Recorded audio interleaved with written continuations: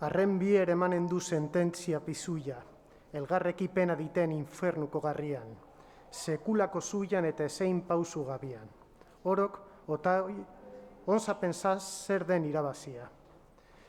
Egundano ez da izan, ez izanek jagoitik, judizio hain handirik ez etare bortizik. Sortu eta sortzekoak hilez gero pizturik, orok, ara behar dute eskusatu gaberik.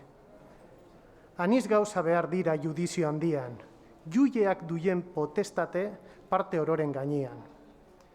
Demandantak errandezan bere kausaz egiaz, baita ere, defendanteak bere defensionia. Porugaton atenak nork dukeien zuzena, sententzia eman dezan juileak nori beria.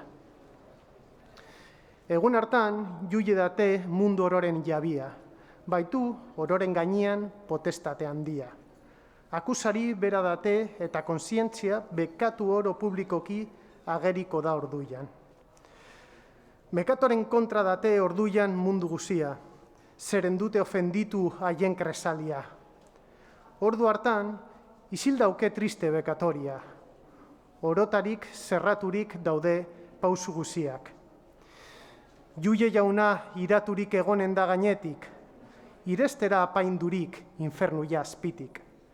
Etxai gaiza akusaren eskerreko aldetik, bekatu jak eskuinetik, mintzaturen publiki.